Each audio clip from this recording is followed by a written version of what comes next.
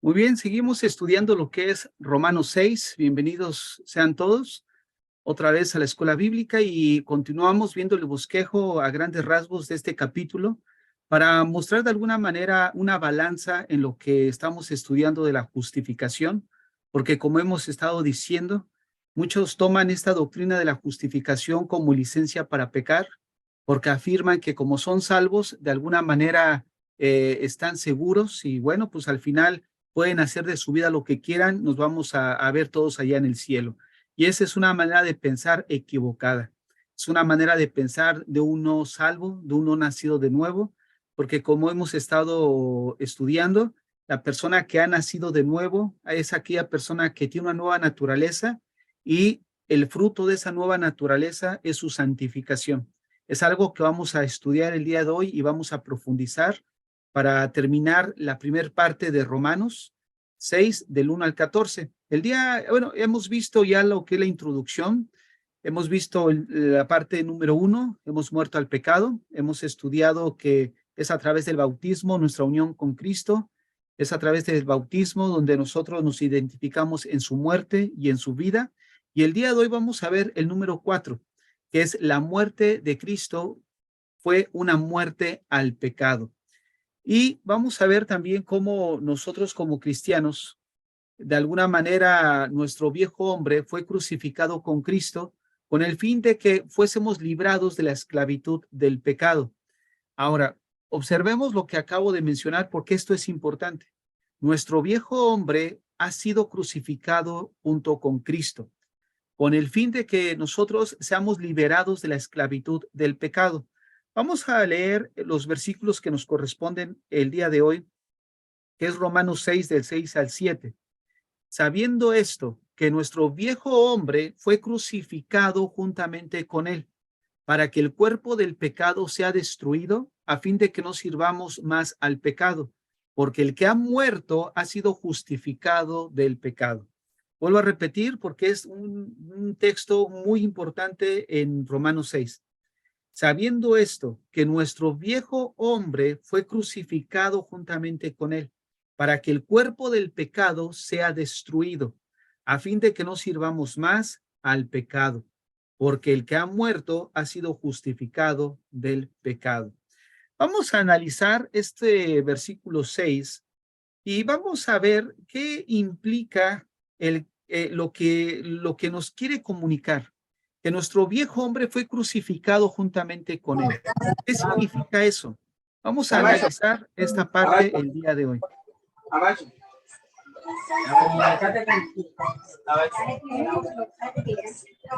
En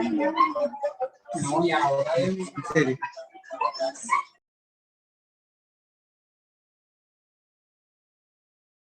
Vamos a analizar qué significa esta parte de Romanos 6:6, que nuestro viejo hombre fue crucificado juntamente con él. Primeramente, vamos a analizar qué es el viejo hombre. ¿Qué es el viejo hombre? En primer lugar, vamos a ver qué es el viejo hombre. Vamos a analizar unos textos que nos hablan acerca de esto y a la luz de lo que vamos a leer, vamos a ver qué implica entonces o qué significa o a qué se refiere la Biblia cuando dice que nuestro viejo hombre fue crucificado. Efesios 4, del 22 al 31. Voy a leer estos versículos, lo tienen en pantalla. No están todos los versículos de una manera explícitos, están de alguna manera resumidos para enfocarnos específicamente a lo que la Biblia enseña que es el viejo hombre. Entonces, vamos a leer el versículo 22. En cuanto a la pasada manera de vivir, despojaos del viejo hombre. Observen lo que dice. En cuanto a la pasada manera de vivir, despojaos del viejo hombre. De entrada, aquí podemos ver que el viejo hombre tiene que ver con conducta, con una manera de vivir. Fíjate cómo dice el versículo. En cuanto a la pasada manera de vivir, despojaos del viejo hombre. Esta frase nos da una idea de qué es el viejo hombre. El viejo hombre tiene relación con la conducta. ¿Cómo lo sabemos? Porque comienza el versículo 22 mencionando a la manera de vivir, obviamente refiriéndose a conducta. Voy a volver a leer el versículo. En cuanto a la pasada manera de vivir, despojaos del viejo hombre que está viciado conforme a los deseos engañosos, y renovaos en el espíritu de vuestra mente, y vestíos del nuevo hombre, creado según Dios en la justicia y santidad de la verdad. Por lo cual, observen, desechando la mentira, el que hurtaba no hurte más, ninguna palabra corrompida salga de vuestra boca. Quítense de vosotros toda amargura, enojo, ira, gritería, maledicencia y toda malicia. Vean cómo a partir del versículo 25 empieza a relacionar el viejo hombre con conductas, conductas que entendemos que llevábamos antes de venir a Cristo. Voy a volver a leer el verso 22 y vamos a ir otra vez desmenuzando lo que estamos leyendo, tratando de ponerle sentido a lo que estamos leyendo. En cuanto a la pasada manera de vivir, o sea, conducta, despojaos del viejo hombre, que tiene relación precisamente el viejo hombre con esa manera de vivir. Dice que está viciado conforme a los deseos engañosos, y renovaos en el espíritu de vuestra mente, vestíos del nuevo hombre, creado según Dios, en la justicia y santidad de la verdad. Quiero que vean cómo hasta este punto ¿cómo se menciona? Una antítesis del viejo hombre al nuevo hombre. Y todo tiene que ver con conducta. Vean lo que dice el verso 24. Bueno, verso 23 y 24. Y renovaos en el espíritu de vuestra mente y vestíos del nuevo hombre. Por un lado, menciona el verso 22, despojaos del viejo hombre y ahora vístete del nuevo hombre. Todo esto tiene relación a la conducta, creado según Dios en la justicia y santidad de la verdad, por lo cual desechando la mentira. Desechando implica despojaos del viejo hombre. O sea, la Biblia menciona respecto a la conducta del creyente en el sentido de despojar y vestir. Ese despojar y vestir hace referencia como si te quitaras una ropa y te pusieras una ropa distinta, pero hablando de conducta. Entonces, vean cómo a partir del verso 25 menciona una clase de conducta que antes llevábamos. Es a esa conducta a lo que la Biblia se refiere como viejo hombre, por lo cual desechando la mentira, dice hablar verdad, dice el versículo. El verso 28, el que hurtaba no hurte más, sino trabaje. Vean nada más el contraste. El que hurtaba no hurte más. Verso 29, ninguna palabra corrompida salga de vuestra boca. Verso 31, quítense de vosotros toda amargura, enojo, ira, gritería, maledicencia y toda malicia. ¿Qué implica todas estas acciones y conductas desaprobadas por Dios? Eso es lo que a la Biblia llama viejo hombre. Entonces, quiero que vean cómo la Biblia es muy clara respecto a esta situación del viejo hombre. Ahora bien, vamos a ver otro texto que encontramos en Colosenses, que también hace referencia a lo mismo y todavía es más claro, yo creo, en mi punto de vista. Vean lo que dice Colosenses 3, del 8 al 9. Pero ahora, dejad también vosotros todas estas cosas: ira, enojo, malicia, blasfemia, palabras deshonestas de vuestra boca, no mintáis los unos a los otros. Y observa lo que dice: habiéndoos despojado del viejo hombre con sus hechos. Entonces, cuando la Biblia dice en Romanos 6, verso 6, que el viejo hombre, se los voy a leer para que tengamos una definición clara. Romanos 6, 6 dice así: sabiendo esto, que nuestro viejo hombre fue crucificado juntamente con él. Ahora, estamos estudiando este versículo y comenzamos diciendo qué es el viejo hombre, porque el texto dice que nuestro viejo hombre fue crucificado juntamente con él.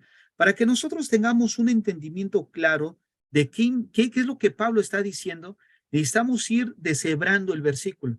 Ya vimos la primera parte.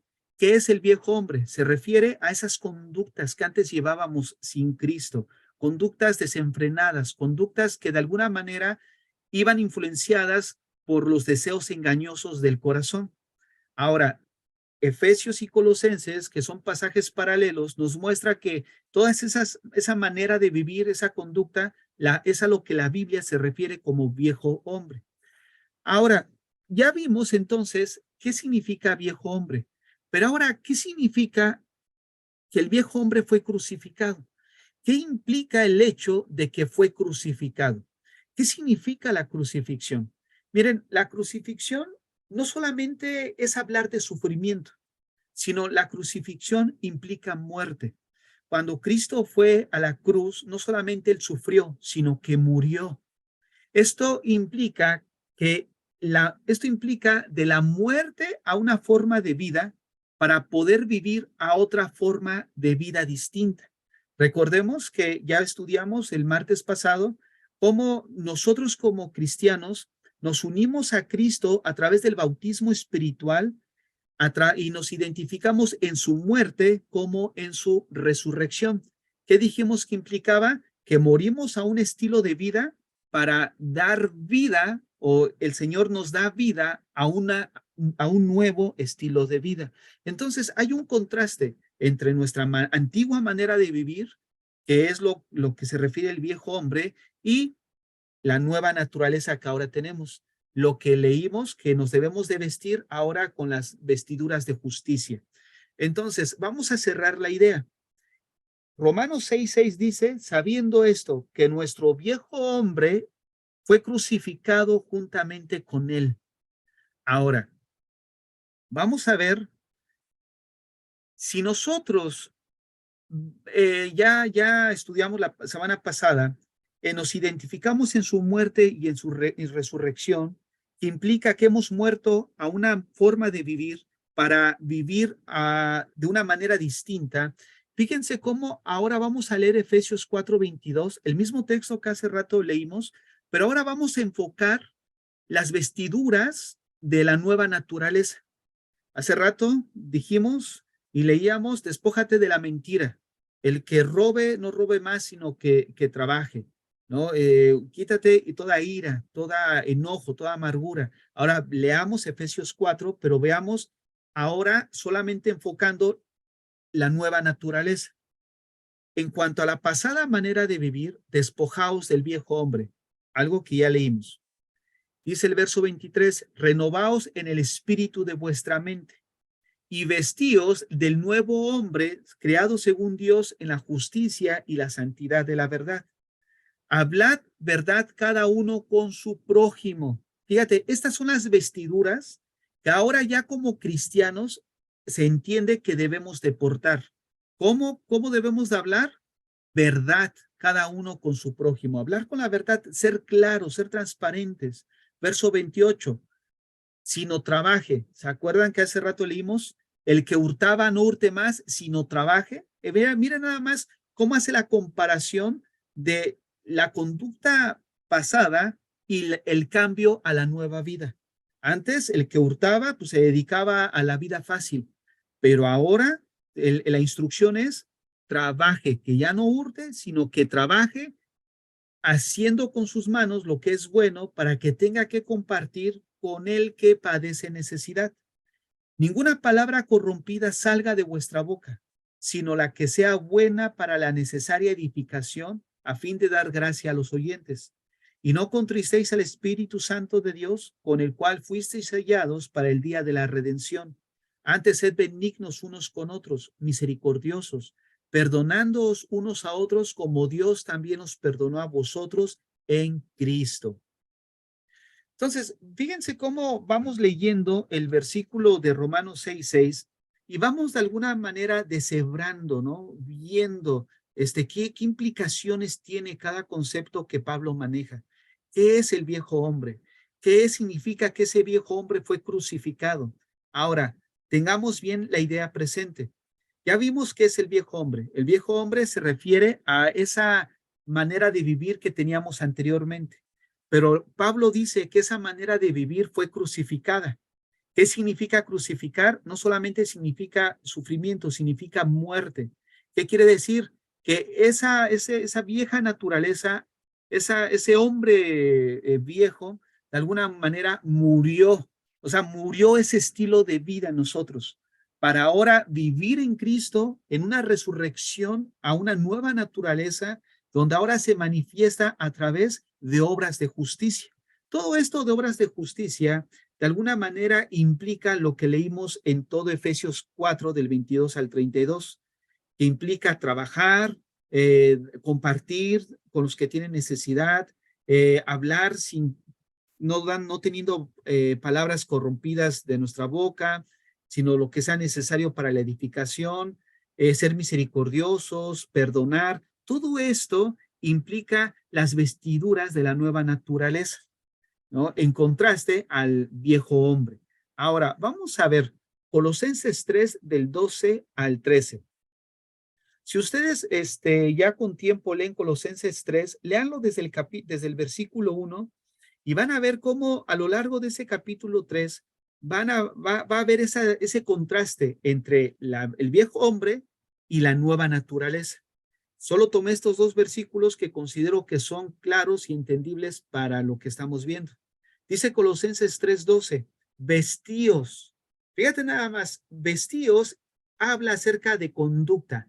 Vestíos pues como escogidos de Dios, santos y amados de entrañable misericordia, de benignidad, de humildad, de mansedumbre, de paciencia, soportándoos unos a otros y perdonándoos unos a otros. Si alguno tuviere queja contra otro, de la manera que Cristo os perdonó, así también hacedlo vosotros.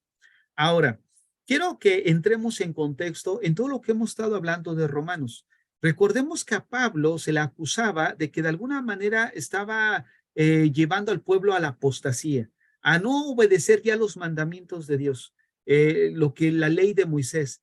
Era de alguna manera su enseñanza malinterpretada. Por eso en Romanos 6 comienza diciendo, ¿qué pues diremos? ¿Perseveraremos en el pecado para que la gracia abunde? Y él dice, claro que no. ¿Por qué? Porque el que ha muerto, ¿cómo puede seguir viviendo en esa vida a la cual ya murió? Ese es el argumento lógico de Pablo. Si tú ya moriste en cierta conducta, ¿cómo es posible que puedas seguir viviendo en ella? Ahora, es por eso que en Romanos 6:6 Pablo hace ese contraste entre el viejo hombre y la nueva naturaleza que ahora se manifiesta a través de una conducta distinta. Entonces, vean nada más cómo Pablo nos lleva ahora a entender que toda persona en el momento que se arrepiente, en el momento que nace de nuevo, de una manera inexplicable, su vieja naturaleza, su viejo hombre, mejor dicho, su viejo hombre, es llevado a la cruz de Cristo y es crucificado junto a Jesucristo. ¿Qué implica? Que ahora ese cuerpo, esa vieja naturaleza, ese viejo hombre, ya queda inoperante en la vida del creyente. ¿Qué quiere decir inoperante? Que de alguna manera ya no lo va a controlar, ya no lo va a subyugar, ya no lo va a dominar. Ese es el argumento de Pablo. ¿Cómo un cristiano puede seguir pecando cuando el pecado ya no lo controla a él? Entonces, esto incluso fue lo mismo que presenta Juan en su primera carta, en primera de Juan, cuando él empieza a ver a los miembros de la iglesia que tienen un comportamiento que no es el propio de un cristiano.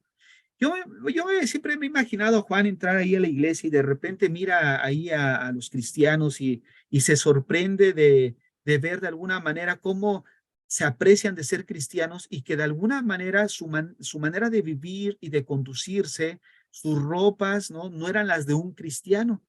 Y esto se debe a la doctrina errada que ellos tenían, donde ellos pensaban que podían hacer con su cuerpo lo que querían y no afectaba su vida espiritual, no afectaba su relación con Dios. Sin embargo, Juan les dice que de alguna forma la vida exterior debe de ir a la par de la realidad interna, lo que Pablo aquí está presentando en Romanos 6, que la manera externa de vivir debe de ir en relación a la realidad interna. Eso es lo que es el bautismo, una evidencia externa de una realidad interna. Eso se llevó a cabo cuando nosotros nacimos de nuevo, nos arrepentimos y fuimos introducidos al cuerpo que es la iglesia, al cuerpo de Cristo y fuimos bautizados en Cristo.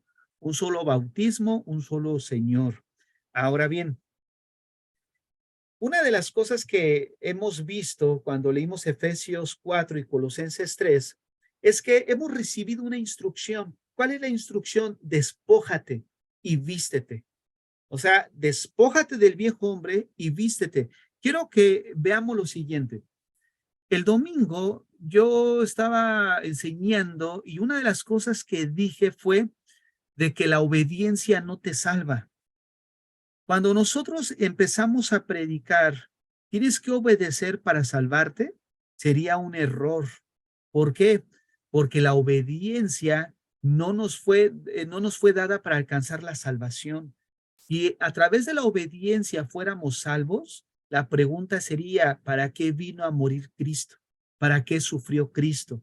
Una de las cosas que nosotros debemos de recordar es que el hombre natural está incapacitado de obedecer a Dios.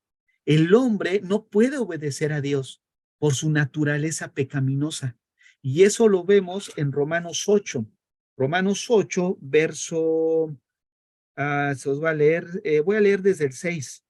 Porque el ocuparse de la carne es muerte, pero el ocuparse del espíritu es vida y paz. Por cuanto los designios de la carne son enemistad contra Dios, porque no se sujetan a la ley de Dios, ni tampoco pueden. Y los que viven según la carne no pueden agradar a Dios. Fíjate, el hombre natural, en su naturaleza caída, adámica, pecaminosa, está imposibilitado de obedecer a Dios. ¿Qué necesita entonces esa persona para obedecer a Dios? Él necesita una nueva naturaleza. El problema del hombre, lo hemos repetido constantemente, no es de conducta, es de naturaleza. El hombre peca no porque sea el hombre es pecador no porque haya pecado. Fíjate lo que acabo de decir, el hombre es pecador no porque haya pecado, sino el hombre peca porque él es pecador.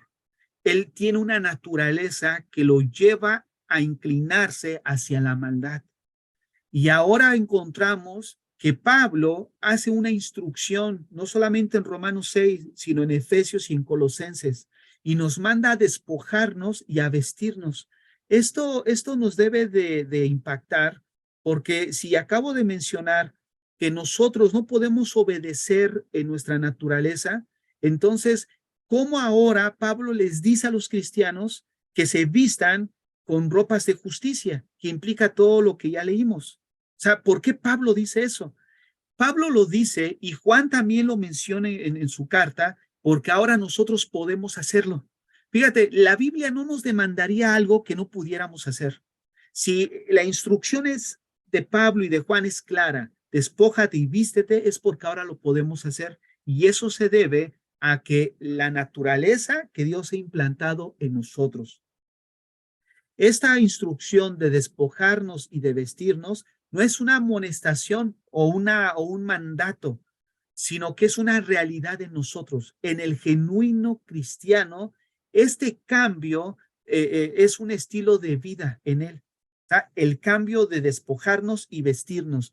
¿Te imaginas después de años en el Evangelio y sigas amargado? ¿Tá? Eso, hermanos, nosotros necesitamos evaluar nuestra vida delante de Dios. Si llevas 5, 3 años, 6 años en el Evangelio y todavía tienes amargura en tu corazón, todavía tienes resentimiento en tu corazón, o sea, necesitamos nosotros despojarnos de todo eso. Tanto Efesios como Colosenses termina los textos que leímos de la siguiente manera. De la manera que Cristo os perdonó, así también hacedlo vosotros. El perdón es algo propio de la naturaleza divina. Una persona que dice yo no puedo perdonar es aquella persona a la que después de los años y continúa con la misma actitud, tendríamos que ponerle un gran signo de interrogación, porque la naturaleza propia del creyente lo lleva a ejercer el perdón, aun cuando nos hayan hecho lo que nos hayan hecho, aun cuando haya sucedido lo que haya sucedido. La naturaleza propia de un cristiano y el espíritu que habita en él nos lleva y nos impulsa a perdonar. Fíjate nada más lo que implica la nueva naturaleza. Por eso Pablo dice, oye, espérame, el evangelio de la gracia y la doctrina de la justificación no te impulsa a pecar, al contrario, te lleva a santificar tu vida. ¿Por qué? Por el cambio sobrenatural que ahora se ha llevado en tu vida. Un cambio de corazón, un cambio de naturaleza. Voy a leer otra vez Romanos 6:6. Dice así, sabiendo esto, que nuestro viejo hombre fue crucificado juntamente con él, para que el cuerpo del pecado sea destruido. Observen nada más la idea completa del versículo 6. Ya estudiamos qué significa o qué es el viejo hombre. Ya estudiamos qué significa que haya sido crucificado. Ahora, miremos la idea completa en el versículo. Sabiendo esto, o sea, mira nada más, esta frase sabiendo esto implica una realidad. O sea, es una realidad en el creyente genuino. No es una posibilidad. No es decir tal vez o probablemente no. Es una realidad, es una afirmación. Dice, sabiendo esto, que nuestro viejo hombre fue crucificado juntamente con él. Ahora, ya tenemos la idea más clara de qué significa. Mi viejo hombre fue crucificado. Si fue crucificado, mira lo que dice Pablo, para que el cuerpo del pecado sea destruido, a fin de que no sirvamos más al pecado. ¿Por qué el cuerpo del pecado ha sido destruido? Porque ha muerto. ¿Dónde murió? Crucificado juntamente con Cristo. Fíjate, nada más. Vamos a ir a ver la parte 3, la parte 2, perdón, de lo que implica ahora el cuerpo del pecado sea destruido. Ya estudiamos qué es el viejo hombre. Ya estudiamos qué significa ser crucificado. Y ahora Pablo presenta otro argumento más, hablando de la imposibilidad de que el creyente sea una máquina de pecado. ¿Cuál es el argumento? Que el cuerpo del pecado fue destruido. ¿En dónde fue destruido? En la crucifixión. ¿Por qué? Porque ahí se le dio muerte. Pero necesitamos nosotros entender qué significa que fue destruido.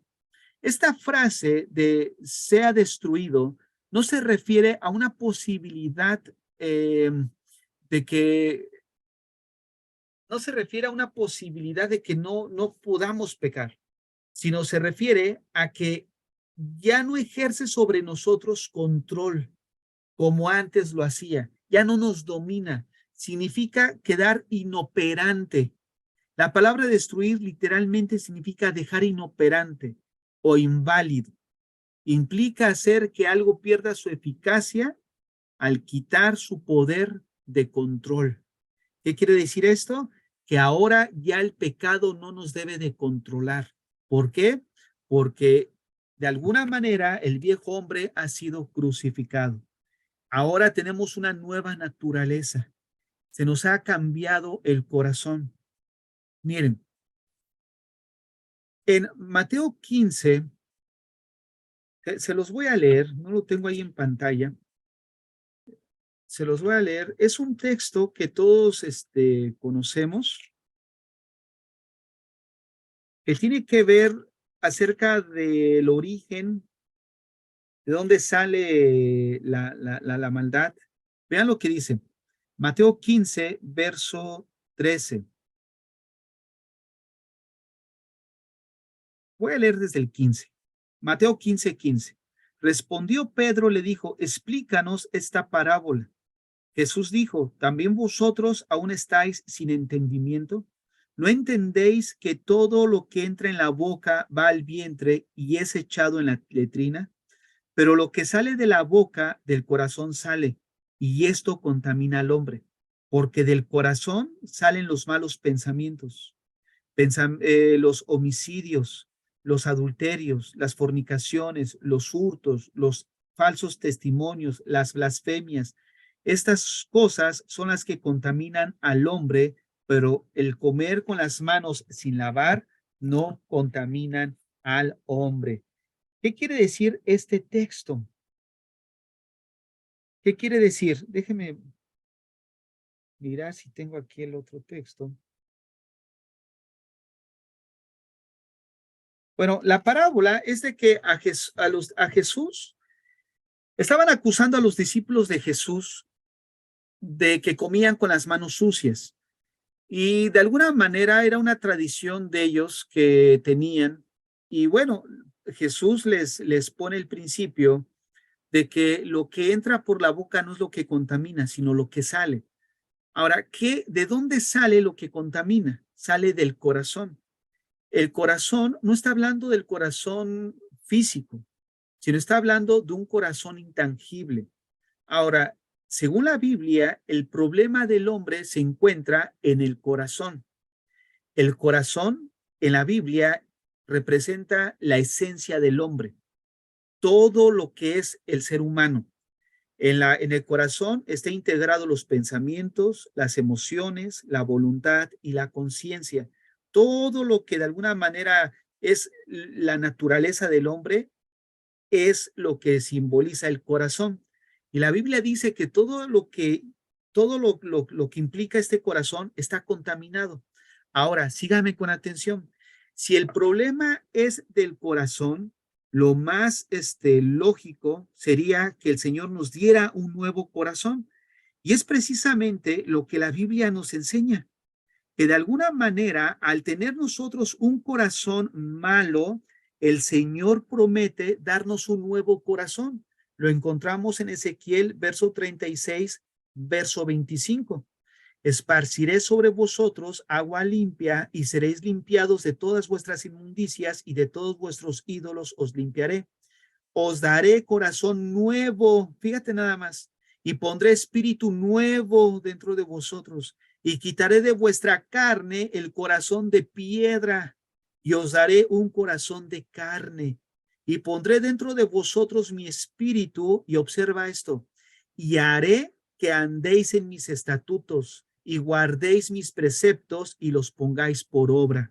Hace rato yo les decía que el hombre natural no puede obedecer en su naturaleza caída a Dios. Está imposibilitado. No puede responder al Señor en obediencia.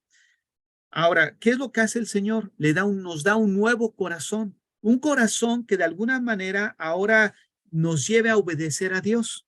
Cuando hablamos de que Dios nos da un nuevo corazón, no estamos hablando de que ahora el cristiano sea perfecto y que no peque. Hace rato yo les dije que antes de Cristo teníamos un corazón que no responde a Dios, pero ahora en Cristo, según la Biblia, nos da un nuevo corazón que ahora tiene la capacidad de responder a Dios en obediencia. ¿Por qué podemos ahora responder en obediencia? Porque Él cambió nuestra naturaleza al darnos un nuevo corazón. ¿Dónde se lleva a cabo esto? Cuando nos arrepentimos y nacemos de nuevo. Y es en ese momento donde nuestro viejo hombre es crucificado juntamente con Cristo para que el cuerpo del pecado sea destruido, a fin de que no sirvamos más al pecado. Implica que cambió nuestro corazón, de alguna manera nuestro viejo hombre fue crucificado, nuestro cuerpo de pecado que podría incluso ser esta naturaleza pecaminosa, fue de alguna manera desarticulada. ¿Qué quiere decir esto? Que ahora está inoperante en nosotros, ya no nos controla, ya no nos domina. Y si ya no nos controla y si ya no nos domina, ¿qué creen? Somos responsables entonces delante de Dios de no obedecerlo. Toda acción que tú hagas deliberadamente nos hace responsables Dios. ¿Por qué? Porque ahora nos ha dado un corazón que puede responder a Dios. Y al no responder en obediencia a Dios, somos responsables de nuestras acciones. Hermanos, nosotros no podemos esperar que el día de mañana, por arte de magia, seamos super santos, amanezcan mujeres santas, ¿no? Amanezcan hombres llenos de poder como el apóstol Pablo. Esto no se hace así. Esto se hace a través de sembrar en nuestra vida espiritual con intencionalidad, trabajar en nuestra vida espiritual a través de la oración, a través del estudio de la palabra, Y esto no es algo por arte de magia o que se lleve a cabo en un servicio, que se ore por ti y te levantas ya como un super santo, no. Esto implica un trabajo individual, personal, donde nosotros vamos de alguna manera trabajando nuestra vida espiritual conforme pasa el tiempo. Entonces, todo aquel que de alguna manera tiene en su mente la idea equivocada de que eres así porque Dios no ha hecho nada en tu vida, estás equivocado. ¿Por qué? Porque en primer lugar nos muestra que ignoras lo que acabo de explicar. Y en segundo lugar, puede decir que a lo mejor conozcas lo que acabo de explicar, a lo mejor no con sus profundidades, pero de alguna manera tú no has hecho nada, has sido indiferente ante tu vida espiritual. Y es precisamente lo que vemos nosotros en Hebreos capítulo 5. Miren, les voy a leer Hebreos 5, verso 11. Acerca de esto tenemos mucho que decir y difícil de explicar, por cuanto os habéis hecho tardos para oír. Porque habiendo de ser ya maestros después de tanto tiempo, tenéis la necesidad de que se os vuelva a enseñar cuáles son los primeros rudimentos de la palabra de Dios. Y habéis llegado a ser tales que tenéis necesidad de leche y no de alimento sólido. Déjenme decirles, el autor de los Hebreos le estaba hablando del sacerdocio de Cristo, pero de alguna manera notó que su audiencia no tenía la capacidad para asimilar lo que él les estaba comunicando. Entonces, él comienza el versículo 11 diciendo, acerca de esto, o sea, del sacerdocio de Cristo, tengo mucho que decir y difícil de explicar. ¿Por qué? Porque la audiencia de alguna manera no estaba digiriendo, no estaba comprendiendo lo que él estaba diciendo. Por eso el autor dice, todo esto es como resultado de que os habéis hecho tardos para oír. Miren, la palabra tardos es una palabra fuerte porque significa perezoso. Literalmente significa holgazán. ¿Qué quiere decir esto? Que el autor a los hebreos les estaba diciendo que habían descuidado su vida espiritual, que eran unos holgazanes para atender la vida piadosa, no cultivaban una vida piadosa. Y es ahí donde quiero apuntar el día de hoy, donde muchos de alguna manera pudieran estar luchando con pecado porque no están cultivando su vida espiritual. No porque Dios no haya hecho nada en nosotros, Él ya lo hizo. ¿Cuándo lo hizo? En el momento de nuestra conversión. Ahí recibimos el equipo completo de salvación y ahora es nuestra responsabilidad echar a andar y aplicar con la gracia y el poder del Espíritu Santo llevar una vida de santificación. Entonces, vean las grandes implicaciones que encontramos en Romanos 6:6. Te los vuelvo a leer. Sabiendo esto, que nuestro viejo hombre fue crucificado juntamente con él, para que el cuerpo del pecado sea destruido. Y escucha esto, a fin de que no sirvamos más al pecado. No sirvamos más al pecado. Gálatas capítulo 5, verso 24 dice, pero los que son de Cristo han crucificado la carne con sus pasiones y deseos. Pero los que son de Cristo han crucificado la carne con sus pasiones y deseos, reforzando lo que acabo de explicar. Ahora bien, pasemos al punto 3. El punto 3 dice ahí, a fin de que no sirvamos más al pecado. Esto lo dice al final del verso 6, Romanos 6:6, para que el cuerpo del pecado sea destruido, a fin de que no sirvamos más al pecado. ¿Qué significa esto? Bueno, esto tiene relación a lo que yo les comentaba hace rato, ¿no? No significa que el cristiano ya no sea capaz de cometer pecado, sino que ya no se encuentra, ya no nos encontramos bajo el dominio, bajo la tiranía, bajo el poder del pecado. Ya no tenemos nosotros ninguna obligación de obedecerlo. ¿Por qué? Porque ahora tenemos una nueva naturaleza, ya tenemos un nuevo corazón, algo que Dios hizo en nosotros sobrenatural, ¿no? Esto que estamos estudiando para nosotros como cristianos debe de ser un estilo de vida. O sea, que la esclavitud al pecado ha dejado de existir para nosotros, para siempre, que nos mantenga ahí subordinados, ahí dominados, a eso a lo que me estoy refiriendo. No estoy hablando de una vida perfecta, donde tú busques todos los días ser perfecto. Está bien tener esa meta, ¿no? Pecar menos, consagrarnos a Dios, porque ahora ya tenemos la capacidad de hacerlo, pero lo que estamos hablando es de que ya no somos máquinas de pecado, ya no estamos subordinados, ya no estamos llamados a obedecer, a seguir siendo lasallos, ¿no? Del pecado. Entonces, ahora como cristianos, pues hemos muerto en Cristo a través del bautismo espiritual para venir a una nueva vida, ¿no? Nuestro viejo hombre fue crucificado, o sea, fue muerto.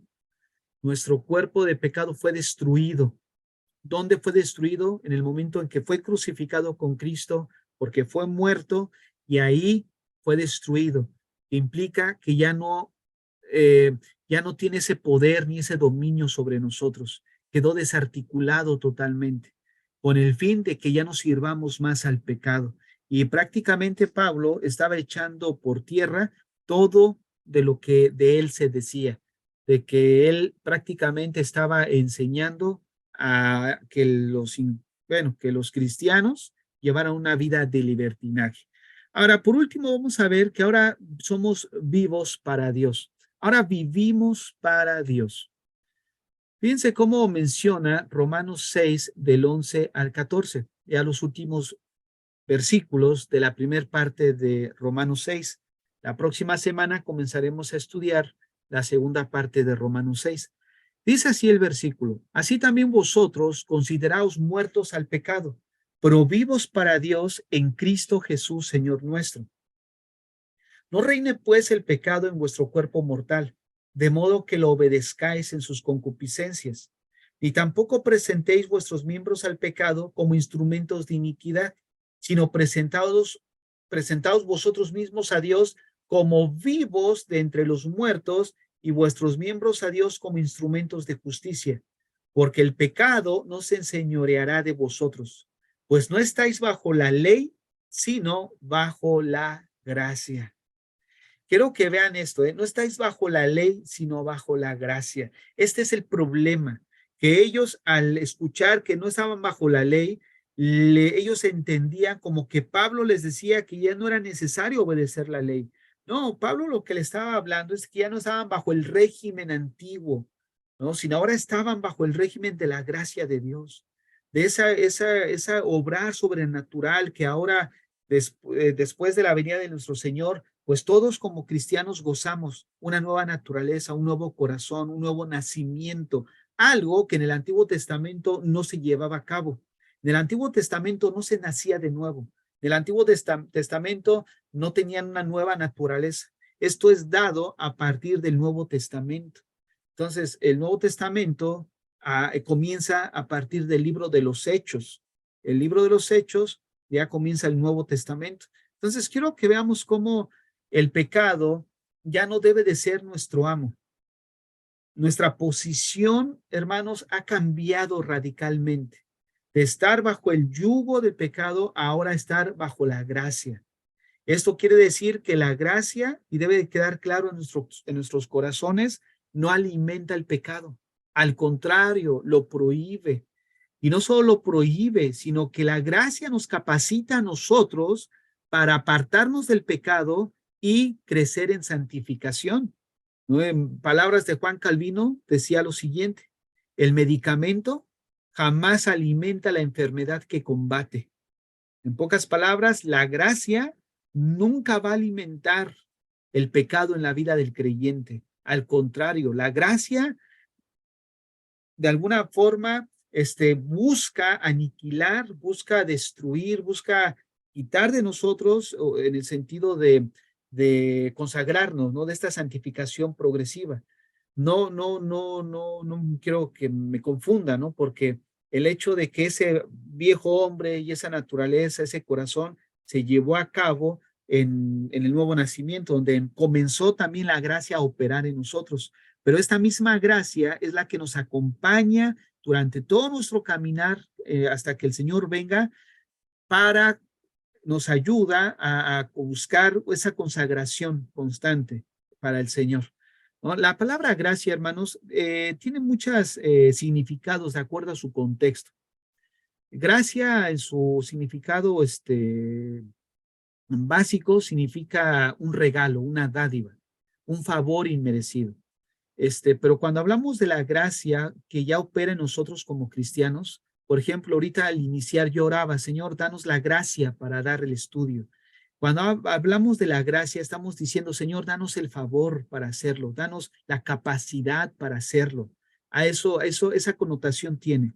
Señor, dame la gracia para hacer tal cosa. O sea, dame la capacidad, ¿no? Dame ese favor para hacer, para predicar, para alabar, para compartir el evangelio, ¿no? Necesitamos la gracia de Dios en nosotros como cristianos para santificar nuestras vidas.